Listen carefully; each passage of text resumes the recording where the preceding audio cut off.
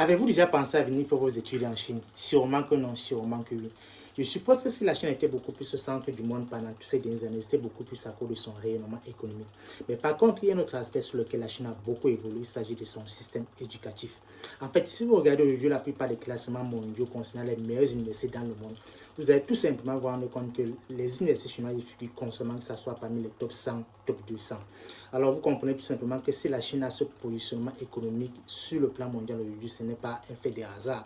C'est surtout grâce à des actions gouvernementales volontaires, mais surtout grâce à un système éducatif basé sur la recherche fondamentale et appliquée. Et aujourd'hui, en fait, vous vous rendre compte qu'il y a de nombreux programmes qui ont été mis en place par le gouvernement chinois pour assurer le retour volontaire des Chinois qui sont allés dans les pays étrangers étudier, qui sont aujourd'hui devenus des experts dans un domaine bien précis. Mais aussi le gouvernement permet à des universités chinoises d'attirer des prix Nobel, par exemple, ou alors des experts étrangers dans des domaines bien précis qui peuvent aider la Chine à assurer son rayonnement économique et aussi éducatif sur le plan mondial. Alors, vous comprenez tout simplement que si aujourd'hui j'ai décidé d'aborder ce sujet, c'est tout simplement parce que il y a aujourd'hui toujours de nombreux Africains qui ont pour choix d'aller faire des études, soit en Europe, soit aux États-Unis ou au Canada. Mais par contre, la Chine aujourd'hui s'impose comme une véritable alternative, un plan B. Et pourquoi pas un plan A tout simplement? Alors, nous allons aborder cette question aujourd'hui, la question des études en Chine. Et dans cette vidéo, je vais aborder trois points qui vont vous permettre d'obtenir plus d'informations afin de prendre une meilleure décision possible avant de venir faire vos études en Chine. Tout de suite après le générique.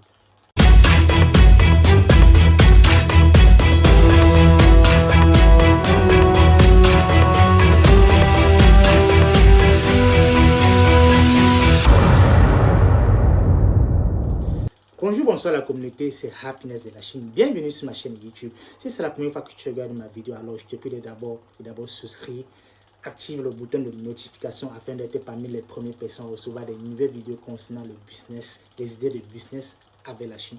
Sur notre chaîne, nous parlons du développement de l'Afrique en passant par l'entrepreneuriat, mais aussi de comment mieux exploiter les relations que nous les Africains nous avons avec la Chine.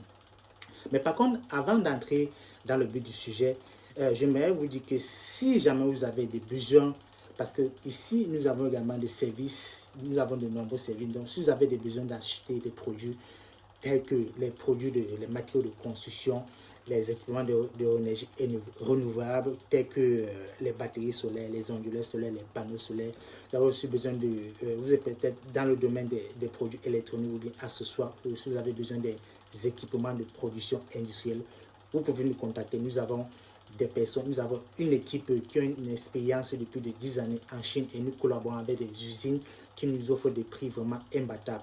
Et deuxièmement, si vous êtes dans l'un des pays tels que le Cameroun, le Gabon, le Congo-Kinshasa, le Congo-Brazzaville, le Nigeria ou même la Côte d'Ivoire, nous pouvons vous aider à acheminer le transport de votre marchandise de la Chine jusqu'à votre adresse finale dans votre pays.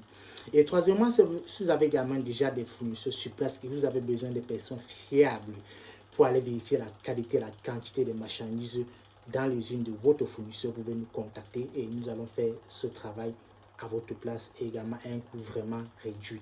Mais s'il vous plaît, uniquement les personnes sérieuses. Merci. Alors, pour revenir dans le but de notre sujet, c'est-à-dire les études en Chine, comme je le disais tantôt, la Chine aujourd'hui est devenue en fait un plan B, mais aussi par contre un plan A, vraiment une véritable alternative solide pour ceux qui sont intéressés à venir faire des études en Chine parce qu'il y a de nombreux avantages, que ce soit des bourses, que ce soit même le cours et bien d'autres. Mais dans cette vidéo aujourd'hui, je veux juste m'atteler sur trois points. Alors, le premier point, il s'agit de la langue d'études. Alors, vous devez savoir, comme en Asie, en fait, comme la plupart des pays d'Asie, ici, ils ont leur langue locale. Et en Chine, ici en Chine, la langue locale, c'est le mandarin ou alors tout simplement le chinois. Donc, c'est la langue la plus parlée, la plus courante ici en Chine. Donc, ce qui voulait dire, si vous projetez venir faire vos études en Chine, vous devez vous attendre à ce que la langue d'études soit en mandarin. Vous devez bien mettre ça dans votre tête. Vous devez y être préparé pour ça. Heureusement, dans la plupart des pays africains aujourd'hui, pas seulement les pays africains, mais bien d'autres pays où la Chine entretient des relations économiques et politiques avec ces pays, il y a ce qu'on appelle les centres Confucius, qui sont en fait des centres de diffusion de diffusion de la langue chinoise, mais aussi des aspects culturels de la Chine. Alors, dans ces centres Confucius, où vous avez la possibilité de commencer à apprendre le mandarin. Et vous pouvez également passer, que ça soit, vous devez déjà aussi comprendre que le mandarin, avant de venir faire vos études en Chine, lorsque vous voulez faire un programme en chinois, votre établissement d'accueil va vous demander un diplôme qui atteste votre niveau de langue chinoise. On appelle ça le HSK, c'est-à-dire le Han Shui Ping Kao Shu. Et généralement, ce diplôme-là, il est divisé en plusieurs niveaux de 1 à 9. Et pour la plupart des universités aujourd'hui, dans la plupart des universités aujourd'hui, on va vous demander un niveau 4 ou 5. Alors, si je prends tout simplement le niveau 5 c'est déjà un niveau vraiment très acceptable qui indique quand même que vous avez un niveau de langue chinoise, que ce soit en termes d'écrit, de parler, de rédaction, de compréhension suffisamment élevé pour poursuivre vos études en Chine. Mais vous devez savoir que pour ce niveau 5, il est aussi challengeant. Cela signifie que vous maîtrisez au moins plus de 4300 caractères chinois. Ça ne veut pas dire que vous devez maîtriser chaque caractère de A à B, de bout en bout, mais il suffit de les reconnaître, de pouvoir les agencer pour former des phrases. Donc, vous devez être préparé à ça. Donc, comme je le disais, avant de venir faire vos études en Chine, vous devez être capable, vous devez vous assurer, soit vous commencez à faire les langues chinoises dans votre pays, vous obtenez par exemple le HSK 4 ou 5, dépendamment des requirements des universités. Vous pouvez également décider de venir faire ces études ici en Chine, parce que quand vous le faites ici en Chine, vous êtes quand même dans un environnement plus propice. Ça peut vous permettre de pratiquer votre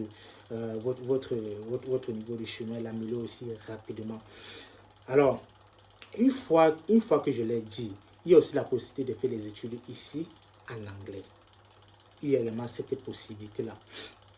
Généralement, lorsque vous allez arriver, vous allez voir certaines universités qui sont très bien classées en Chine, prestigieuses, je veux dire. Vous allez quand même rencontrer des programmes des programmes disponibles en anglais dans ces universités-là.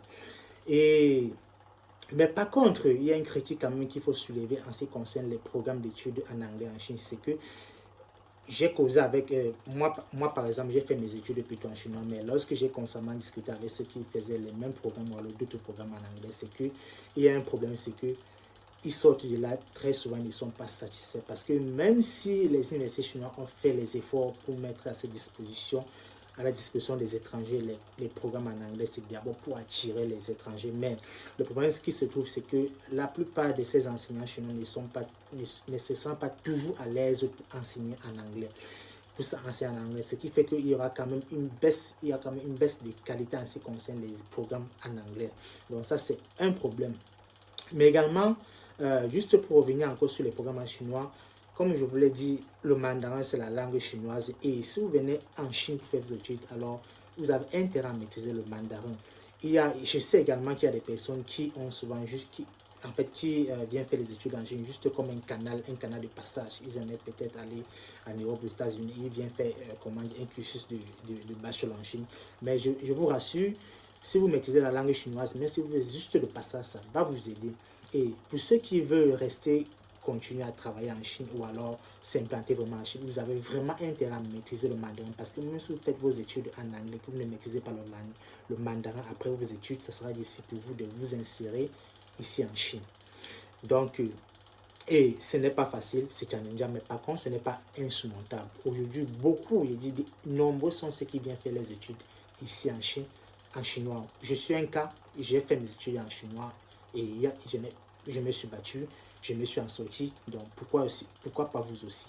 Beaucoup y passent par là, que ce soit des programmes en bachelor, en master ou même en doctorat. C'est disponible, les programmes en chinois sont disponibles, vous pouvez surmonter cette difficulté. Et maintenant, dernièrement juste pour apporter une nuance, c'est que généralement, en ce qui concerne les programmes de bachelor, les programmes sont généralement chinois. Donc, vous devez être préparé à ça. Mais maintenant, lorsqu'on évolue jusqu'au niveau du master, doctorat, vous allez retrouver énormément de programmes qui sont soit en chinois, soit en anglais. Donc, pour ceux qui viennent directement pour s'inscrire en thèse de master ou de doctorat, vous avez cette possibilité d'étudier directement en anglais. Mais pour ceux qui viennent commencer au bachelor, vous devez vous préparer que ça sera certainement en chinois. Mais comme je vous les ai déjà expliqué en ce qui concerne les programmes, les avantages que vous pouvez avoir en maîtrisant la langue chinoise, que ce soit sur le plan d'insertion ou même en ce qui concerne les perspectives de carrière dans le futur, que ce soit hors de la Chine, vous avez vraiment intérêt à maîtriser la langue chinoise. Alors ça, c'était pour la langue d'études. Deuxièmement, le choix de la province. Alors, sur ce point, il faudrait bien distinguer encore parce que, comme je l'ai dit bien au début de la vidéo, la Chine a été beaucoup plus, on a beaucoup parlé de la Chine toutes ces dernières années, beaucoup plus à cause de sa puissance économique. Donc, beaucoup voient toujours cette Chine-là beaucoup plus sur le plan du business et non sur le plan des études. Alors, il y a beaucoup qui vont certainement prendre un visa étudiant, mais en réalité, ce sont déjà des commerçants, ils sont venus beaucoup plus pour le business. Alors, comme je le disais, dans cette catégorie, je vais séparer ceux-là qui viennent vraiment pour faire des études, qui aimeraient vraiment faire des études, avoir des diplômes, travailler avec des entreprises chinoises et peut-être entreprendre bien plus tard, mais également ceux-là qui viennent directement comme des commerçants, mais qui ont juste trouvé la possibilité pour eux de venir facilement en Chine était de prendre un visa étudiant. Alors, il y a également un choix qui est très important, qui concerne le choix de la province, alors le choix de la ville où vous devez être en fait. Alors, en ce qui concerne d'abord les personnes, les étudiants, les véritables étudiants, si vous êtes intéressé à venir faire des études en Chine, alors voici 7 à 8 provinces dans lesquelles vous devez vous retrouver. Alors, premièrement, il s'agit de la ville de Shanghai. En fait, je pense que vous connaissez Shanghai. Ceux qui ne sont jamais venus en Chine, ils ont certainement entendu parler de Shanghai. Je dirais que c'est la ville la plus internationale en Chine. Elle a une histoire particulière avec la Chine. C'est la ville où vous allez retrouver le plus d'étrangers en Chine. Et vous allez vraiment, lorsque vous allez arriver à Shanghai, vous allez regarder l'aspect de la ville, elle est beaucoup plus internationale que les autres. Donc, ce qui voudrait dire, si vous êtes intéressé à venir faire vos études en Chine, Shanghai est un choix vraiment intéressant et stratégique. Non seulement parce qu'elle est très internationale, il y a aussi de très bonnes universités à Shanghai, mais aussi parce que vous avez la possibilité de trouver, de faire les jobs étudiants qui sont vraiment très variés. À Shanghai, il y a vraiment la possibilité d'avoir les jobs étudiants très variés. Et juste pour vous dire, parce que pour vous rappeler, il y a de cela quelques années bien plus tôt, ce n'était pas permis de faire les jobs étudiants en Chine. Mais depuis, on peut dire 2015-2020, la Chine a déjà mis, a mis sur pied des programmes qui permettent aux universités d'accorder aux étudiants un visa de travail temporaire. Donc, si vous installez à Shanghai, alors c'est une bonne chose. Mais également, une fois lorsque vous avez fini vos études en Chine, à Shanghai par exemple, c'est une ville dans laquelle vous pouvez facilement trouver une entreprise avec laquelle vous pouvez travailler, également changer votre visa en visa travailleur. Donc la Chine, donc Shanghai, autant pour moi, est le premier choix. Deuxième choix, Beijing, ou alors Pékin pour d'autres, qui est la capitale chinoise. C'est également une capitale, une ville avec de bonnes opportunités. C'est juste que à Beijing, comme vous le savez bien, c'est la capitale et le respect de la régulation, le respect des règles ou alors des règles ou alors de tout ce qui entoure votre parcours étudiant en Chine est très strict à Beijing.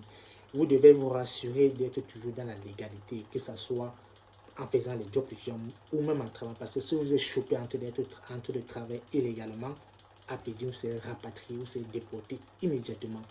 Mais quand cela ne tient, Beijing est un très bon choix parce qu'il y a également beaucoup d'universités de bonne qualité prestigieuses à Beijing. En fait, vous savez, l'université de Pékin, l'université de Tsinghua, les deux meilleures universités de la Chine sont situées de ce côté-là.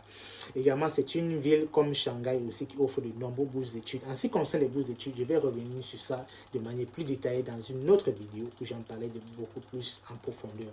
Donc, Beijing comme Shanghai, c'est une ville avec beaucoup d'opportunités, que ce soit de travail, de job étudiant. Et maintenant, en troisième position, c'est la province du Zhejiang. En fait, la province du Zhejiang, en fait, je pense que beaucoup sont familiers avec Jack Ma, qui est le fondateur d'Alibaba. Beaucoup font les achats sur Alibaba aujourd'hui.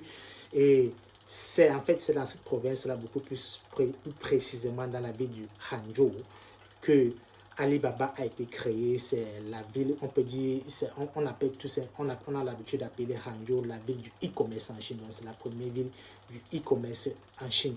Donc c'est également une province qui offre beaucoup d'opportunités pour les étudiants, mais également pour ceux qui sont intéressés par le e-commerce ou par les activités d'import-export. C'est une ville dans laquelle, si vous étudiez, vous pouvez également être exposé à de nombreuses opportunités pour travailler en tant qu'étudiant avec les entreprises qui sont dans le e-commerce, mais également après vos études, vous pouvez également profiter de la forte empreinte dans le e-commerce que cette ville-là met à votre disposition. Quatrième position, quatrième province, la province de Jiangsu. La province de Jiangsu, en fait. Dans le Jiangsu, on a énormément de très bonnes villes, mais également, c'est une province qui est reconnue, qui est très populaire au niveau des étudiants en ce qui concerne le sérieux dans les études. Si vous êtes dans le domaine de la médecine, par exemple, ou même de l'ingénierie, c'est une province qui est très intéressante. Il y a beaucoup de calme dans cette ville-là. Les études sont très sérieuses. Le seul point qui baisse dans cette province, c'est qu'il n'y a pas énormément d'opportunités pour les jobs étudiants. Il n'y a pas énormément de jobs étudiants. Mais par contre, après les études, vous pouvez également vous avez beaucoup de possibilités de travailler dans cette province-là. Cinquième position, la province du Sichuan. Dans le Sichuan, c'est également une province qui se développe rapidement, qui a aussi beaucoup d'opportunités là-bas. Si vous êtes dans le Sichuan, plus précisément dans le Chengdu, il y a beaucoup de bonnes universités. Les jobs étudiants, il y en a aussi également beaucoup. Et après les études aussi, il y a le gouvernement de cette province-là, mais également à la disposition des étudiants de nombreux programmes qui leur permettent, que ce soit d'entreprendre, mais également de trouver du travail et changer votre visa étudiant en visa travailleur. Sixième province, la province du Fujian, qui est en fait une province qui n'est pas très loin de la province du Guangdong. C'est une province dans laquelle aussi il y a également de très bonnes universités et aussi les jobs étudiants, que ce soit sur le travail, très intéressant. Donc je vous invite également à y penser.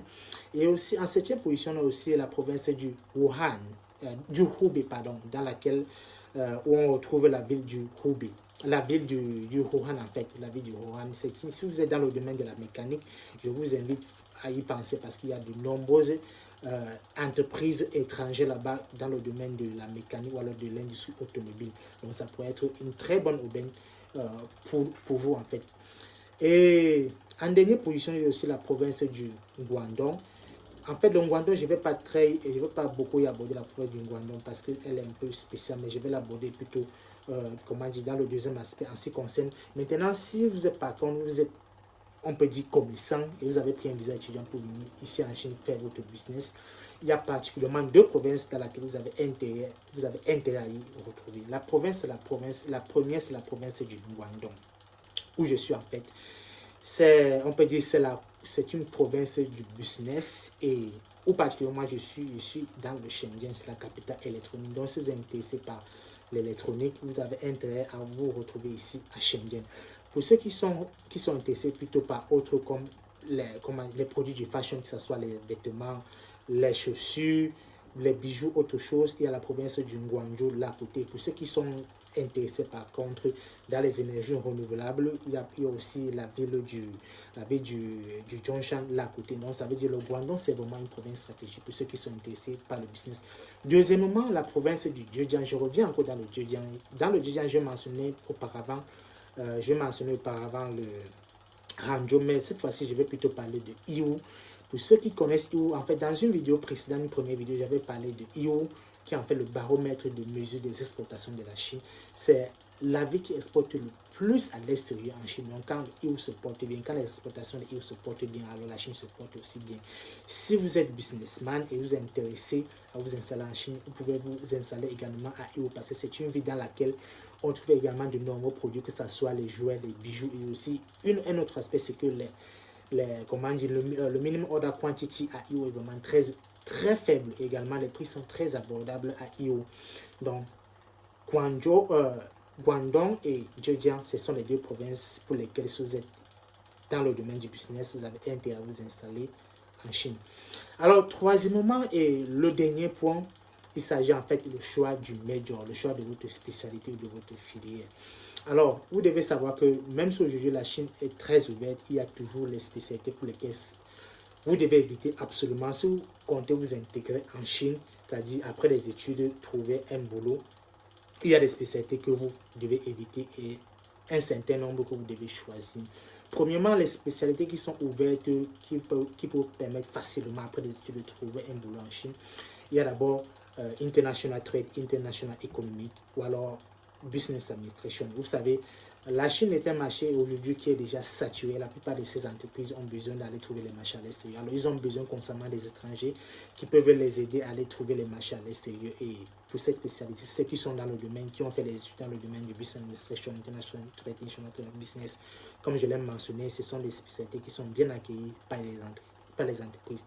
Ceux qui sont aussi dans le domaine de la computer science, AI ou bien informatique, c'est un domaine, vous savez, on peut dire que cette spécialité est aujourd'hui en Chine la spécialité la plus demandée, que ce soit au niveau des étudiants étrangers ou bien des étudiants chinois. C'est la spécialité qui reçoit le plus d'accueil des entreprises aujourd'hui. Et je peux observer quand même de plus en plus les entreprises chinoises qui s'intéressent de plus en plus aux profils étrangers. Alors, si vous êtes dans ce domaine-là, si vous faites vos études dans ce domaine-là et que vous êtes compétitif, je dis bien compétitif parce qu'il y a la compétition est vraiment très haute dans ce domaine en Chine, vous devez être bon.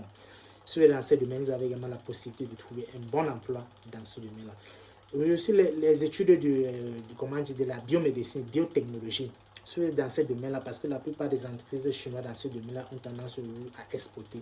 Donc, ils ont souvent besoin des profils qui ont fait des études dans la biotechnologie, c'est-à-dire qui ont vraiment déjà des connaissances académiques dans ce domaine-là. C'est aussi la bienvenue.